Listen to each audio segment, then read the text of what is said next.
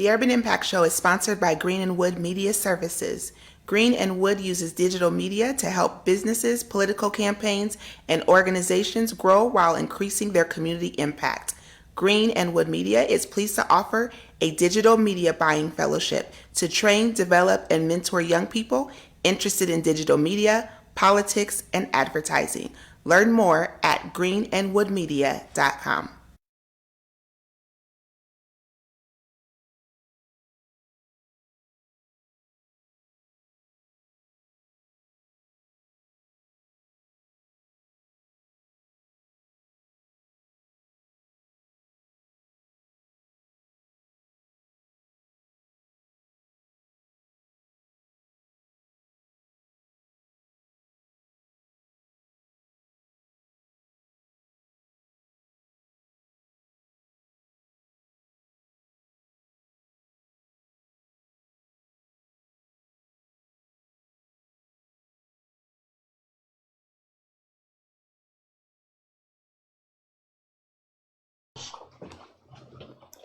Man, I could have sworn I said thumbs up, you know?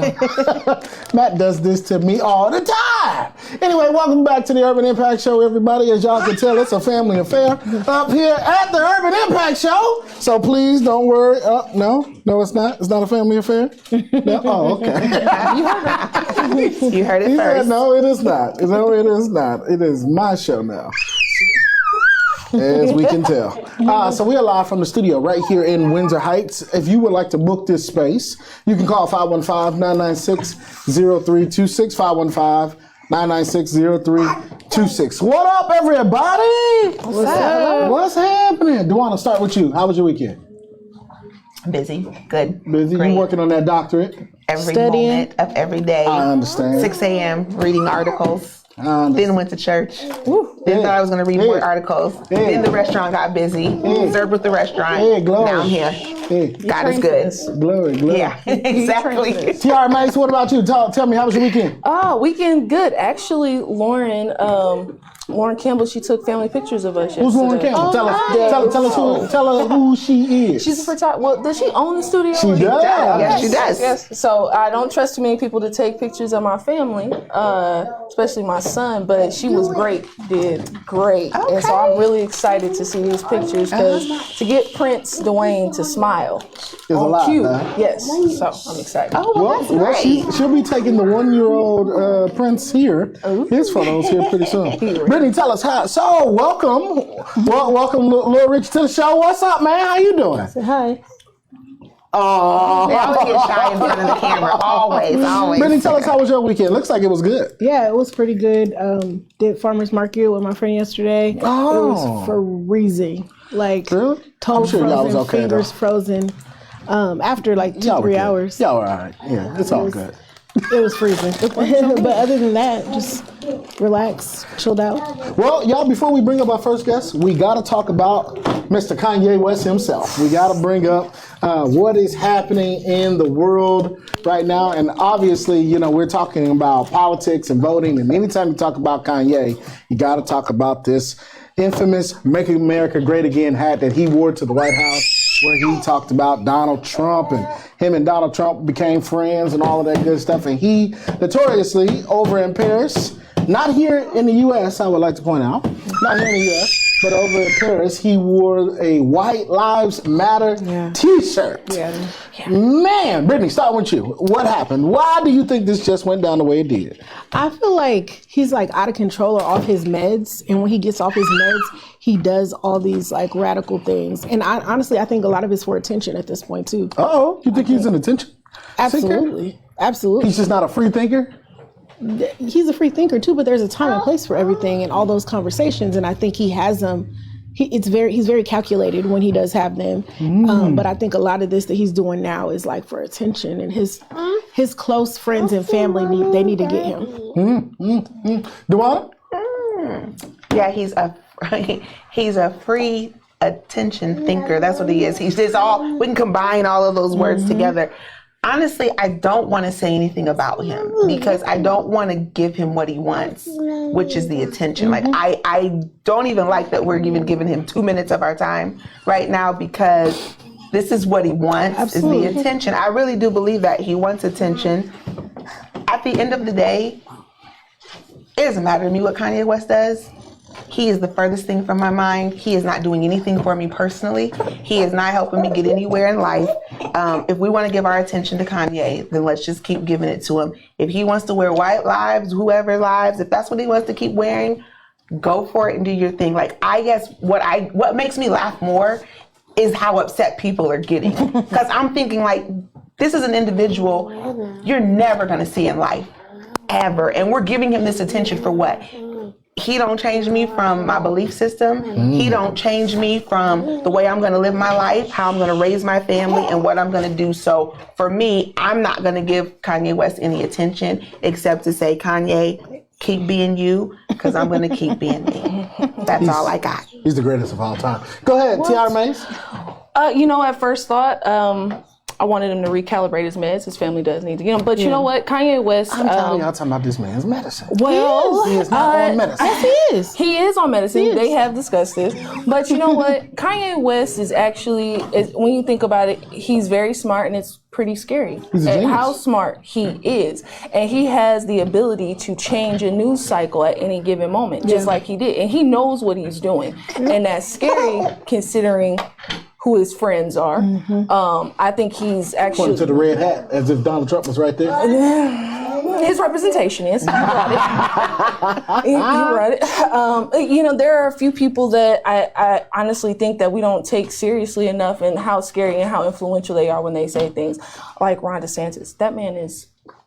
He is scary to think that he would ever actually run. The governor of Florida. Yeah, to ever run for president. You have to look at how smart he is and how kind of evil he takes things to an extent. So, yeah, I agree with you, Dwana. We can stop talking about Kanye because that's what he wants. He knows how to manipulate the news cycle, and he does a good job at it. So next week he'll do something else, and we'll talk about it again, and he'll keep doing it. And we're giving him power when we do it. And we'll forget what he does, and he'll do it. And then black folks will be all Kanye, yay, Kanye. I mean, people are just so finicky when it to this stuff. So people will like him again in a year from now. Well, he's going to take up as much news time as he would like because he is Kanye West. He's the GOAT.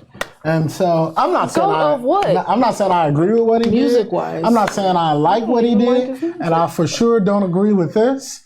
But I think Kanye does things for a reason. That reason we may not ever know. But to me, the man is still a genius. Shout out to Kanye for whatever. Let's just stop the foolishness. Is all I would like to say. All right, y'all. We got our first guest coming up. We'll be right back. Again, this is the conversation where we will be talking about politics and voting while black. And Elias has literally tried to take over the entire studio. Madison had to save an entire camera. So shout out to the family show. We'll be right back with our first guest, y'all.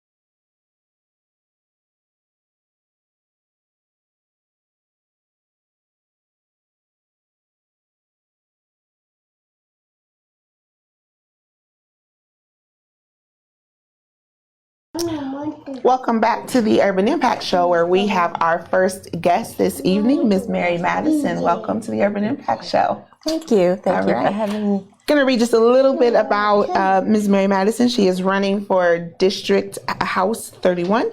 Reverend Mary is an ordained minister, school counselor, educator, and community volunteer. She and her husband, Dr. L. Keith Madison, have called West Des Moines home for the last 21 years.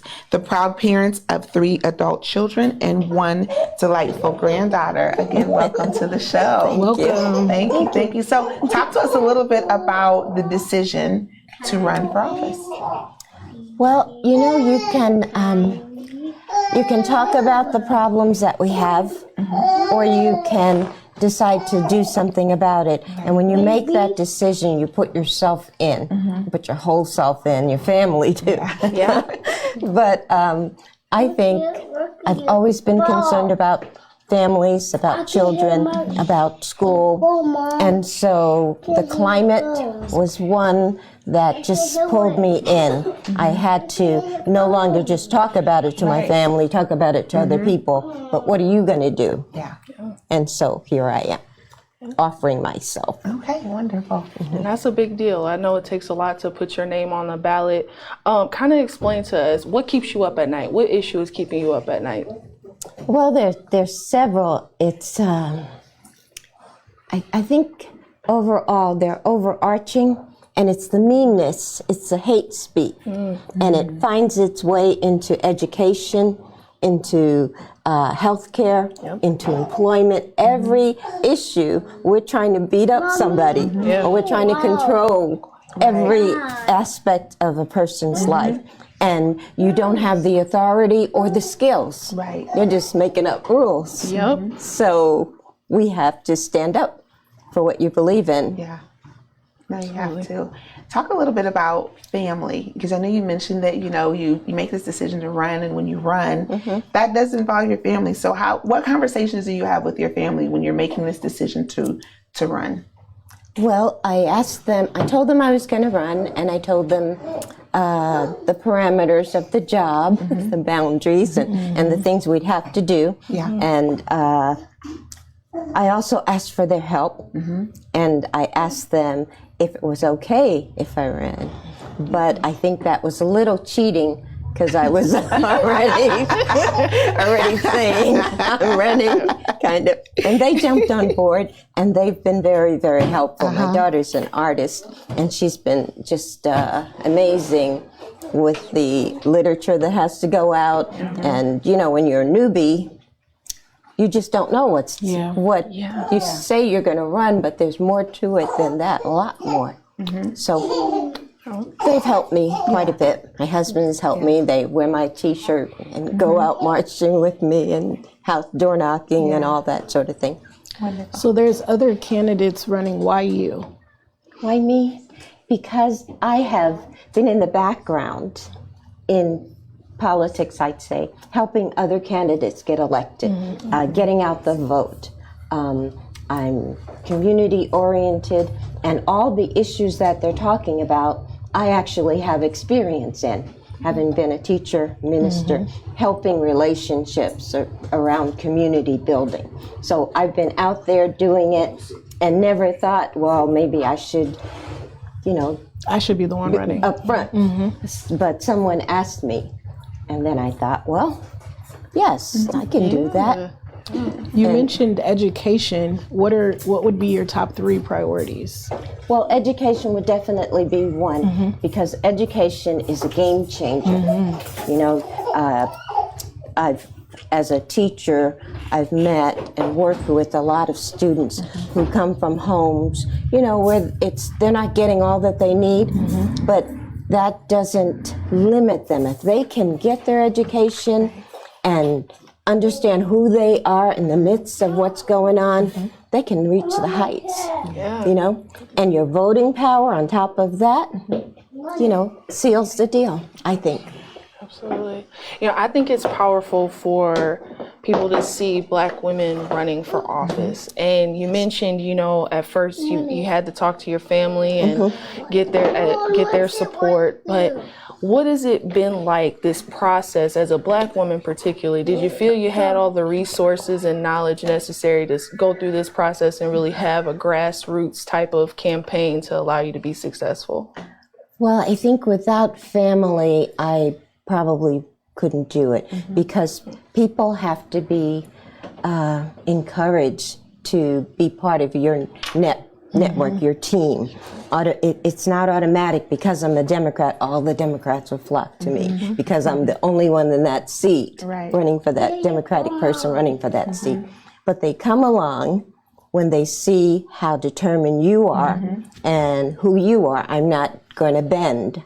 I'm going in that direction. You can come with me. And especially after the primary, I think the numbers were so high, it was like, well, who is this person?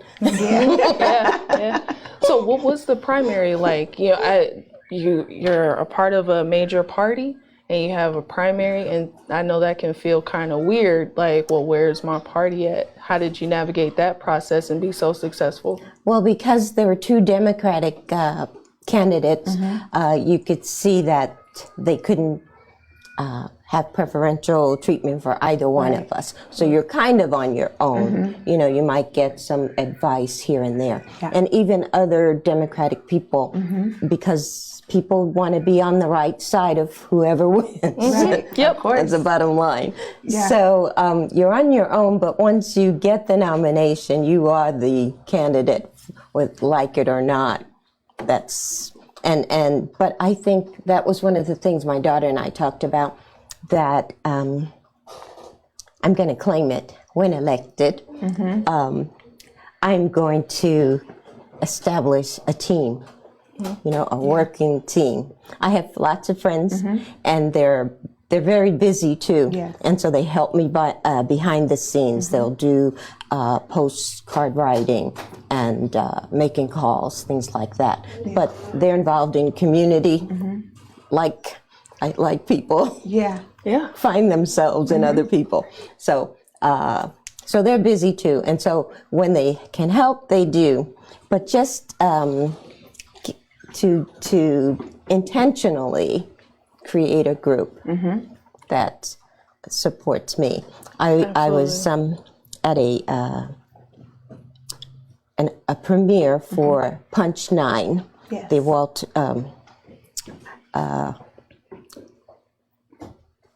Washington story. I just seen it. Yes, and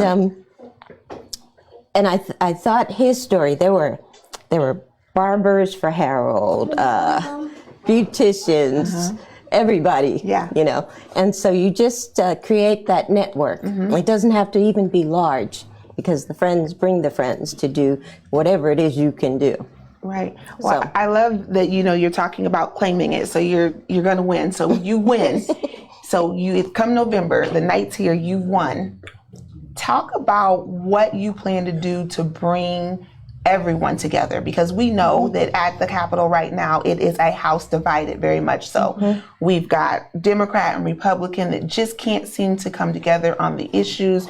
You know, you feel like there's Republicans, of course, they're controlling everything and making decisions. And sometimes you're hearing that they're not including Democrats in the conversation and they're kind of going without. So you win. Come the next day, what do you start doing to bring both parties together? Well, I'm not delusional in that I think one person, or even I think it's 20-40 or 40-60, the ratio. So it is a tough arena. But the power is with the people. And there are a lot of people who are voting against themselves, people who don't know the issues, that vote took something away from, you know, personally, from you, from your kids, from your child's future. So I think listening circles and telling people straight up what's happening, and that they have a choice. You know, it's not like they don't know they have a choice, but they don't know that they're voting against themselves, because each one of these things will have a fringe positive thing. You know, I think I forget the year that they raised this, they cut taxes, and one of the, in Congress, and the House leader said, everybody's gonna have $1.75 in their pocket. And I thought, $1.75? You can't buy a loaf of bread. I can't. You know, it's good now, but realistically, if you think about the plans that are out there, how does it benefit me? How does it help my family and my neighbor's family? Because when your neighbor does well, you do well. And we need to get that relationship too, because everybody's in a silo. I'm at my house, my stuff, my kids, but it's complicated. We're all connected, and we have to see that connection and find out how we can work together to move the issues that are pertinent to us forward. Right. Absolutely. Exactly. Well, here at the Urban Impact Show, we are really talking to our viewers about the importance of voting, where the purpose of us doing these things is to make sure that, one, they get a chance to, hear a little bit from the candidates. They're also educated about voting, their voting rights. And one thing here we are really pushing is making sure that people do get out and vote. So why does voting matter? Well, my daughter says I go back too far when that question's asked. I'm from South Carolina, and my aunt and uncle raised me in New Jersey, but my family's in South Carolina, and so the voting suppression that we see today is nothing like the voting suppression in the South. And it could be the same in the East too, but that's the place I know. Right. And so when my aunt could vote, she dragged us to the polls. We had to sit there with her, and she voted every election. And I told you my daughter says I go back too far, but when you think about it, with the discrimination in, let's say, the 1800s, when African Americans got the right to vote, they elected people that looked like them and would stand for their issues in one cycle. And it was the voting. It wasn't that they had money, that they had, their vote was precious and powerful. And it still is. That's why people fight to take it away from us. It is a powerful instrument if we can all collectively use it. And we're not all going to agree on the same thing because we're all different. But on education, we all want a public school that's excellent, and we all want a job with a wage that we can live on comfortably and send our kids to school and do things, So we have some commonality, and so we start there and move forward. Right. I don't know if I answered your question. I think you did, and I think it's okay to go back that far because I think it's the importance of our history that matters. Why it's important to vote, and I think his history has changed, but I think it's important to bring up that historical context. So I know we're running out of time, and we really appreciate you being here. Thank you. But could you let people know how to get in contact with you if they want to volunteer, if they want to give, learn more about you? Where can they find that information? Okay, we have a website called Mary Madison for Iowa.com, and there's voteMaryMadison.com too. So, and I have a Facebook page as well, the same. All right. Name. No, perfect. And on Thursday, the 13th of October, I'll be having a fundraiser with Congresswoman Cindy Axne at 5:30 at the brewery, Fox Brewery. Okay, wonderful. Well, you have heard it here from Ms. Mary Madison. We are excited that she will be on the ballot. Make sure you check her out on Facebook. Make sure you go to her website to learn more information about her, how you can be involved, and come out on Thursday, the 13th at 5:30 p.m. We are going to take a short break, and we will be right back with the Urban Impact Show. Thank you.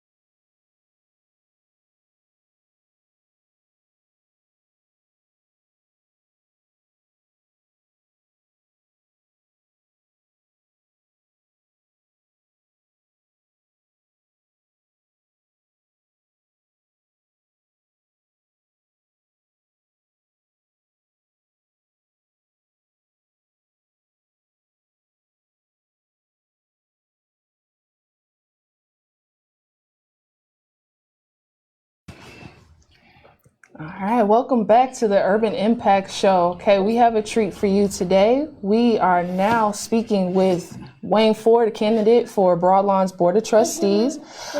This is former state representative and prior guest on our show, Wayne Ford. We've asked him, actually you completed the Bleeding Heartland survey, and when asked why running, you indicated that you're running for one of the open board seats for Broadlawns Medical Center to be involved with Broadlawns and the neighboring community, and you've been doing so for the past 50 years. 50 years, that's right. And I am well aware of his track record with Broadlawns.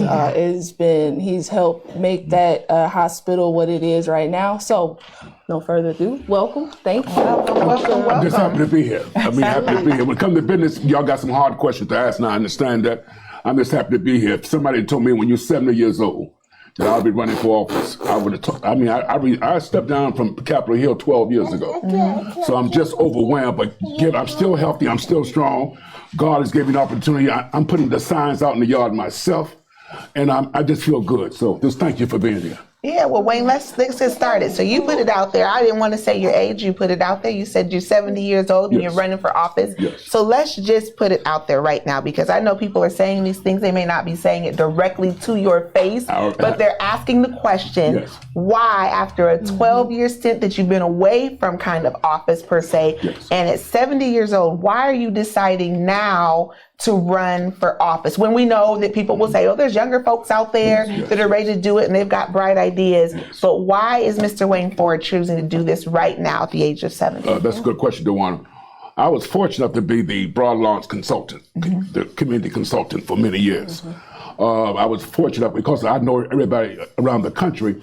So I'd say about 2016, 2017, the CEO of Broadlawns, Jody Jenner, I took him to Baltimore. I'm from Washington, D.C. This is after the Freddie Gray burning. And they had a big riot in there. And I said, Jody, let's go back to my hometown and let's see if we can look at community hospitals and see what programs we could bring out here. I'm their community consultant. So at that time, I knew the president of Johns Hopkins University and the president of Johns Hopkins Hospital, because I'm well connected. And at the 70 years, you got to know somebody. So I get on the phone and call them and say, we're coming, can we have a meeting? They said, yes, we can. We go there, we met with them, they gave us a tour, we met everybody, city council, we had a good time. Johns Hopkins I think Johns Hopkins is number 1 and number 2, the best hospitals in the world. And so I was very fortunate to use my contact to go there. We went there, he gave us some ideas, and when we got back on the plane, Jody Johnson said, Wayne, I see some ideas that I like to hear in Baltimore, which is not Des Moines, trust me, and I want to bring them back. I said, let's do it. We come back, we start Teaching Tech. Teaching Tech is a national program. People from all around America, and I believe one day the world, are coming here to see how we pull off this program here in the city of Des Moines. So what happened is I'm doing good, resume is good, got a national model program here, I'm dealing with CEOs. But what happened was 2 board members stepped down, and they older than me. Stay with me. So the 2 board members, Janet Metcalf, she's about 85, 89, she started her career at Broadlawns on the board when she was 70 years old, the same age I am now. And Mary Krieg, she's the other lady, PhD, well-known nurse. They both stepped down. And something hit me, wow.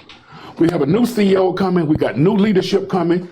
I'm one of the last people there, from that generation. So let me just put my hat back in the ring. And so it was like a visual, because I'm still well connected, I'm still active, and I'm doing a lot of positive things. So that is the reason why, because I want to make sure that Broadlawns' vision is to become the best community hospital in America. I want to make sure that happens, and I believe you can feel my energy now. I can. And so even at 70, I got the energy, and I think I can continue helping this community and the state. Yeah. It's all the energy you got now. So, Mr. Ford, what would be, I would say just quickly, 3 of your priorities going into this board membership? Well, the good part is I've already done it. Remember, I've been an employer, a consultant for Broadlawns for six years. Yeah. So I'm very excited about that. Teaching Tech. At the same time that me and Jody went to Baltimore, I played football at Rochester, Minnesota. God, you can't make this up. I'm connected to 2 of the best hospitals in the world, because Rochester, Minnesota is where the Mayo Clinic. The Mayo Clinic took care of my leg in 1969 because I had a bum leg when I went to play football from the inner city of D.C. My football scholarship was to Rochester, Minnesota. Where's the camera? This way here? Okay, so I want to make sure I'm looking at the camera because you can't make this stuff up. So Rochester, there's a black in the Hall of Fame in Rochester. Rochester Community College. There's only one black in the Hall of Fame. You can see his face, and guess what his name is? Wayne Ford. You can't make this up, can you? So the bottom line is, so I had Rochester. So one of my dreams now is to expand the program, to take it back to Johns Hopkins, so Johns Hopkins can see what we've done, Teaching Tech. Take Teaching Tech to Rochester, Mayo Clinic, and get these programs incorporated in two of the biggest hospitals in the world. That's one thing I wanted to do. The other thing is this COVID thing. Y'all saw that. I mean, minorities and all the stuff that was going on, the issues, the challenges. I mean, our community, more minorities were not taking tests. More minorities were dying off. More minorities didn't want to take the shot. So what I'm motivated about more, and COVID's in my lifetime, is I said to myself, I want to be at Broad Lawns now to strengthen this community outreach, to do that, to help Broad Lawns become more innovative. And so it was almost, a full circle, man, just stuff that you can't make this up. So those are the two reasons. And the other thing is public safety. When I came here to play football at Drake many years ago, we used to have a saying in the street: if you get shot, don't take me to Broad Lawns. This is back in the 70s, I played football, you know. You remember where I'm from. Nobody wants to die in a public hospital. Whether Cook County, LA, don't matter. Don't take me to the public hospital. I ain't got no insurance, but please don't take me. One thing I want to do is make sure that Broad Lawns, although we're a public hospital, we continue, because their vision is to be the best public hospital in America. That's my dream. So those three things, does that help you? Yep, thank you. Sorry that. Okay. With there being a new CEO, new leadership that's taking place at Broad Lawns. Yes. Of course, with new leadership means transition and new ideas. Oh, yes. Is there value in keeping those that have been there through the restructure of Broad Lawns to add to what this current leadership is doing at Broad Lawns? Great and question. do they appreciate it? Yes. Well, again, Mr. Tony Coleman, the new CEO, I have worked for him because I just only stepped back from Broad Lawns about a couple months ago when I decided to run. So the bottom line is, yes, he's out of Los Angeles. He's people there who have done, Renee Hartman, he's done some things there that he's bringing his own thing there. I think that's good. Let me tell you something. I play football. When you play football, you get a new coach. Some people you get rid of. Some people you say, it's my philosophy. I'm a football player. You understand that. So that's transition. I ran Urban Dreams. I've been a CEO for most of my life. I let staff go. I changed things because I can do it, because I got the power to do that. Been there, done that. So I think that's good. I'm just very happy. And I feel as though bringing what I bring up, if I can go anywhere, if I can make a phone call to a CEO around the country. Right now in Washington, D.C., I got legislation in my name. I can keep going and going on. But when y'all become 70 years old, you'll be able to talk a lot because you've done a lot. So because of what I've done and what I'm bringing, I think this is just going to just make Broad Lawns continue its vision of being the best hospital in America. And being a board member would help that. But again, you asked the question. 2 board members were getting off. So we had 3 open seats. So everybody can say, Wayne, are you running just by yourself? I'm not running for just 1 open seat. There's 3 open seats. I want everybody to understand that. So when you ask to vote, they're going to say, vote for the 3 out of 6. It's that simple. So just vote. And you're not going to say, vote for me. We know that. Wayne, I want you to look in the camera, and I want you to tell people, because I know you are the person right now to motivate people for why they should vote. This is what we've been talking about on the show, the importance of voting. And I think you better than anyone could talk to people looking in the camera to say, why vote? That camera right over there. Tell us, this one, tell us why. I love it, yeah. Why should we vote?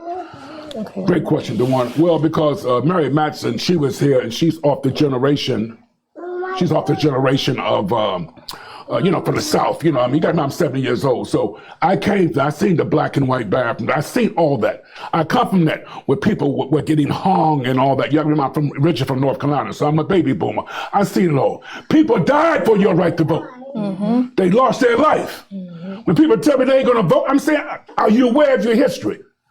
I'm 70 years old. Some of my people lost their lives because they wanted to vote. So to me, it's pretty simple now. And plus, you cannot criticize the system if you're not trying to make it different. Been there, done that. I do presidential forums. I bring presidential candidates into the hood. I do national stuff. And the only reason about that, because I want people to know black people are just as important as anybody walking the face of the earth. Brown and Black Forums of America, the oldest minority presidential forum in America. When I was a young man, I started that. That's why I like you young people. Start things. Start things and keep it going. And then when you're 7 years old, you're still kicking the way I am. I knew you could tell us what to do, Wayne. I knew you would bring it Y'all to heard us. You heard Wayne Ford say it. You will not be the last time that we will have you on this show, because there will be something continuously going. I am very biased because I like Mr. Wayne Ford, so I'm going to always say great things about Wayne. He has been a pillar in our community. He has done great things. I think my minority impact statement is because of you. He's done great work in the legislature, and now he wants to be on the board for a hospital that he is passionate about and that he's consulted for. So, Wayne, thank you so much for being here on the show with us. Tell the people how they can get in contact with you if they want to donate, if they want to be a part of what you're doing. Thank you very much, Luana. I get my email out there. My email is Ford, W-F-O-R-D, 14265. Wait a minute, 14275, excuse me, 14275 at AOL. Don't laugh at me, Robert, AOL. AOL.com. Let me say it again because Rob is laughing. WFORD 14275 at AOL.com. Rob's still over there laughing, but you heard him. You know how now to get a hold of Wayne Ford. Again, thank you so much, Wayne, for being on the Urban Impact Show. Thank you. We are going to take a brief break, and we will be right back with the Urban Impact Show. Power to the people.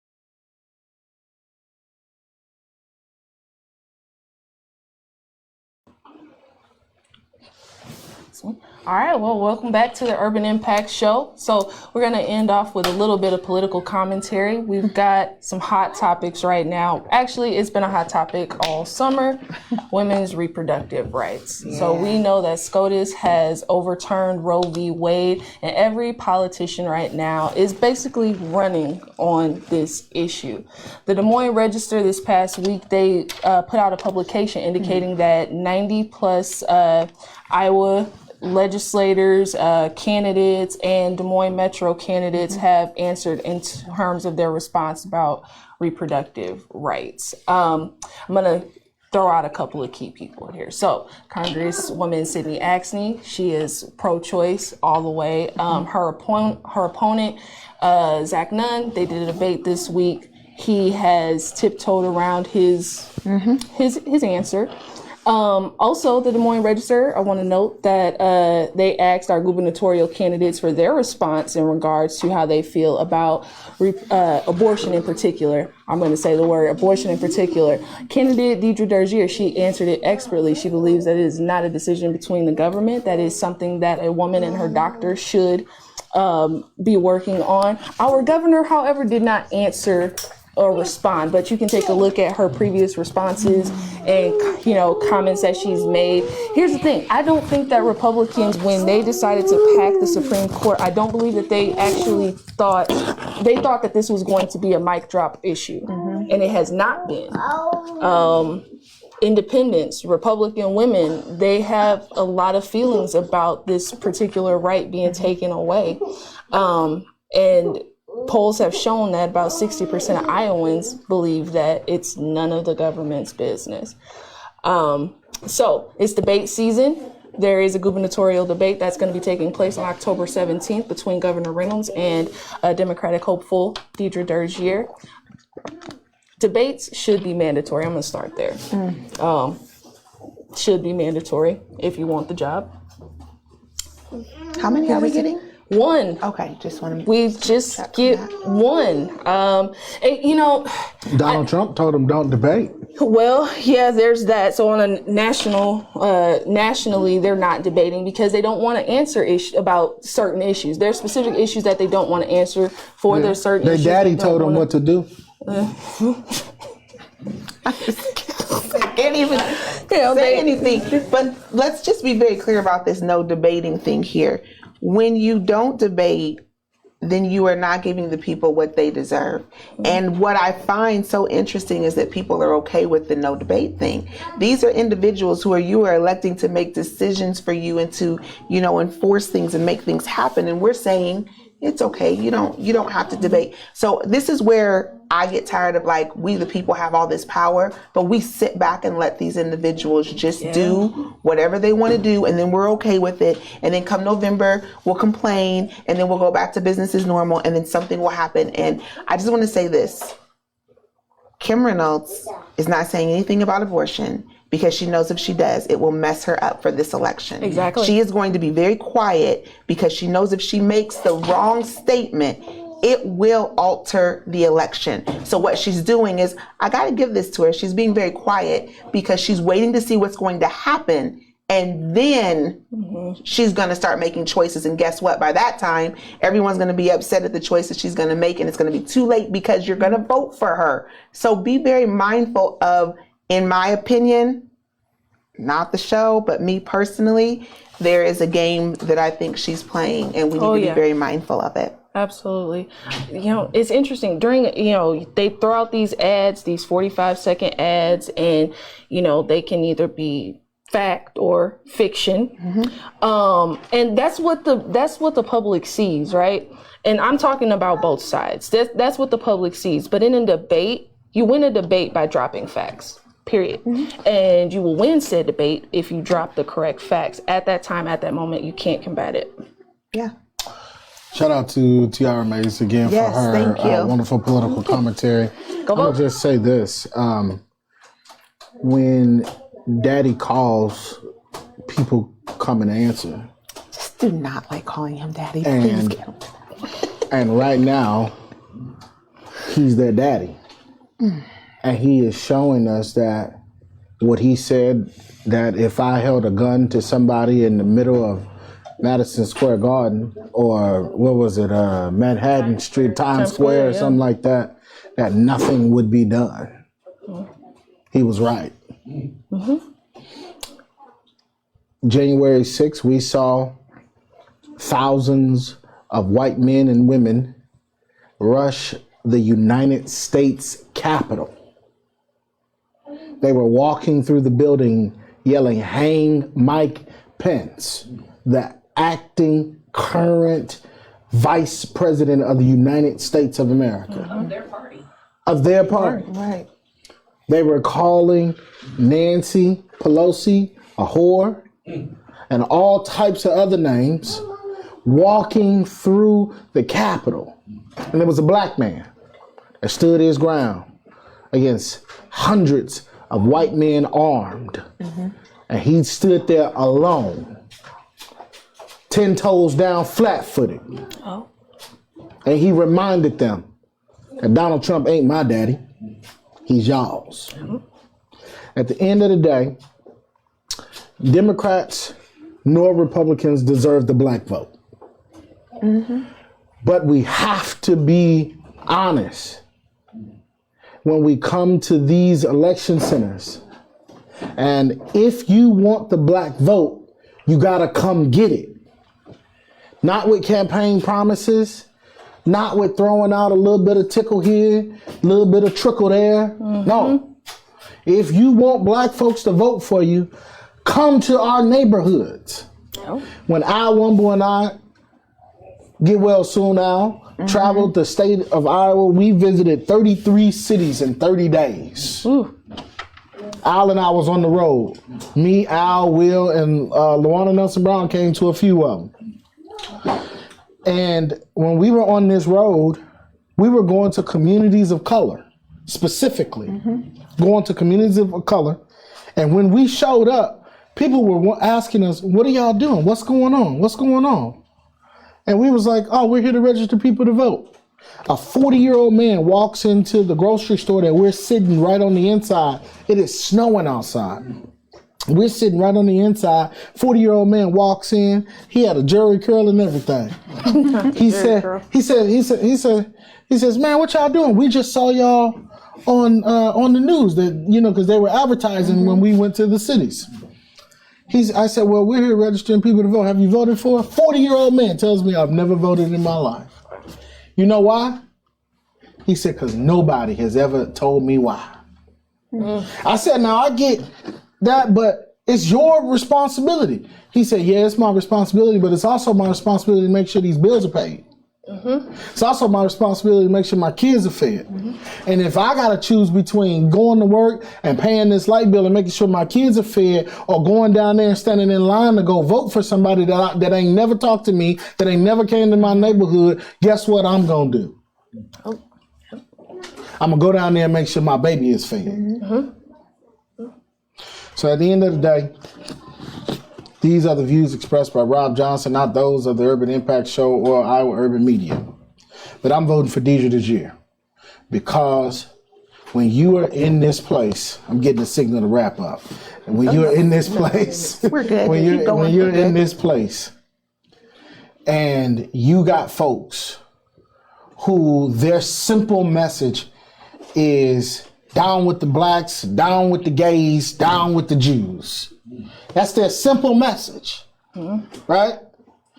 If you ain't white, you ain't right. This is their message.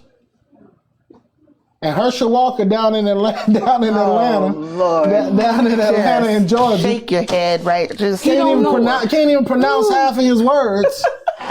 He don't know her. Is Lord. down there doing Lord knows what. just hurting everybody. It's just But a look, mess. this is my word to the Democrats. Y'all better get behind Deidre. Get behind this black woman. Because she is our best chance at making sure that Hannah, Isaiah, Richie, Eli, Tiana, Sanaya, Sheldon have a future in this state. Because at this rate, they're going to grow up and leave. They're going to head to D.C. They gonna head to Chicago, Arizona, LA, right? That's where they gonna go because they see no future here. If you want a future, and let me holler at the Republicans who understand. Let me tell y'all this. This is not about a Democrat or Republican thing. This is a people thing. Yep. This is a people thing. And here you go, Mr. Wayne Ford. Come on. You a legend. You come on right in the middle of this thing. This is about us taking a look at who's right and who's wrong. Is Cindy good? Yeah. Is Zach none good? Sure. What they stand for, two different things. I don't believe half of these folks who are running on the Republican side really are trying to get down with the get down. They don't believe half of the stuff. They just trying to win a seat. And that's the problem is that they're running on, at this point, we have to vote on people of good character, people of good integrity. When you asked me to do this, you charged me to be nonpartisan. I did.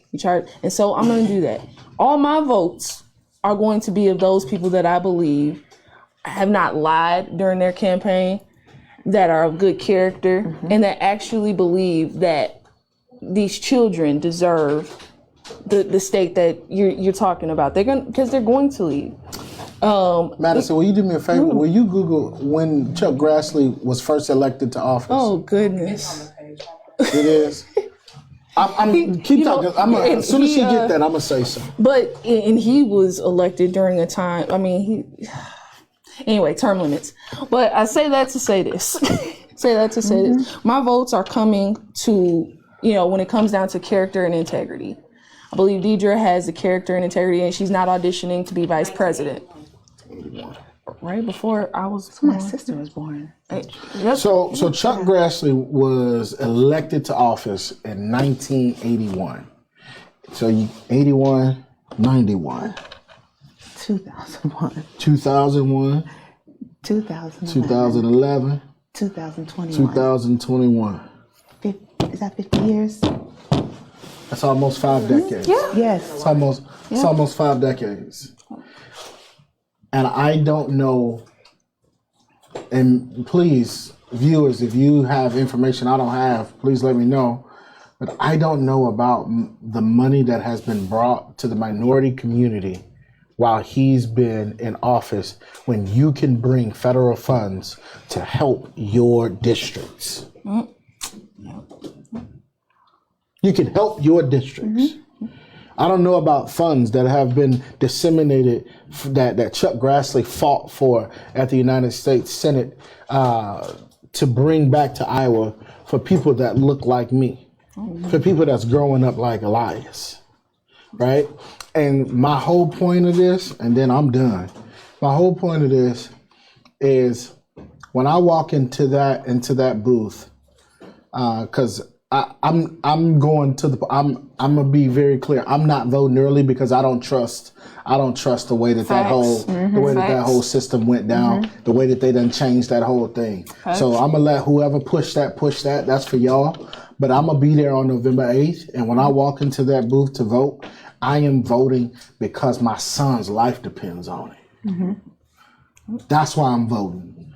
And people talking about, it's a midterm election. I don't care if it was a midterm election, a short-term election, a long-term election. Mistake we made with Obama. You know what I'm saying? Show up. Yep. Yeah. That is this mistake we made with Obama. We did not And I'm get him done. any backup. Yeah. Because ain't nobody my daddy. I'm just going to say this. I know we're getting close on time, and this is my observation. Republicans back each other up all day long. Yeah. Rather they say the worst thing in the world or the greatest thing in the world. Don't matter. They back each other up. I identify with neither party, but what I have noticed about the Democratic Party is many of you all should be ashamed of yourselves for not showing up for the Democratic gubernatorial candidate. Yeah. For those of you that throw your money out there, and I want to call you out, but I'm not, because I don't really believe in that call out culture, so I'm going to save You can check your my page face. for it, though. But Rob will have it on there for you. But those people who, big name people here in our city of Des Moines, if you've lived here in Des Moines all of your life like I have, you will know who I'm talking about. They've got buildings named after them, and they are not stepping up to plate to support their Democratic candidate. To me, that speaks louder than anything. And you all should be paying attention to that. And my question I have for you all, as I'm staring in the camera, is why? If you identify to be this great and wonderful Democrat, and you've got someone that's up at their seat and you don't agree with the things that our current governor is doing, but you don't give a dime to her campaign, I'm asking you, what is the problem? Not only money. I'm knocking doors tomorrow. I couldn't do it today because I was in the midst of some things, but I'm knocking doors tomorrow because I firmly believe this is going to be won in the streets. The revolution will not be televised. It's going to be won in the streets. Yep. Kim Reynolds got to go. And shout out to those who love her. That's okay. That's great. We can disagree on that. We disagree on that, and I'm okay with that. And you're welcome to come on this show, Eddie. And you know what I'm saying? And you can. It's on their mailing list. They did not agree to come on. Yeah, we did. We reached out to Republicans, and I am getting tons of their emails about why I should join this and why I should join that. I ask you to come to the show. Yeah. We're getting flooded with They even emails. put us on the mailing list in the state of Arizona. Why? Yeah, you know. Anyway, how much time we got? I know that I know we're done, and I know that we're out of time. But really, y'all need to be paying attention. Yeah. This, one thing that I could never stand about Iowa is we let these people sit in office forever. I.e. Terry Branstad, all of these people we've had before, they stay in office for all of these years, and it's really them that get to say they're leaving. We're not the ones that tell them, that their time is up. So I just, we say this every year. I feel like we say this all the time, every year when we have these elections, but your vote completely matters. You showing up makes a difference, and I'm with you. It's This not black about woman should not have to struggle these last 30 days of this election. Rush her a donation at DesJearForIowa.com. That's Rob Johnson talking, not the Urban Impact Show talking. As a previous candidate, Act Blue be slow with the checks. We need to get her some cash. Rush her a donation, right? I'm not saying she is struggling, but I'm saying she shouldn't be, even if that was the case. You know what I'm saying? What I am saying is that we need to open up the floodgates. Democrats, y'all say y'all want to win this thing. Let's show up and let's win this thing. I'm pushing this because there's a lot on the line. Women, there's a lot on the line. Mental health, there's a lot on the line. Healthcare, there's a lot on the line. My children's education, there's a lot on the line. No, I'm with you. If you say you represent a party, show up and support that party. Don't just sit back on the sidelines with your mouth shut while things are going on. Those are my words to those that identify as either party. Do your job. Close us out, T. All right. Well, that was a great conversation. I appreciate y'all. Well, thank you again for tuning in to the Urban Impact Show. This has been our political commentary section. So we'll see you next week.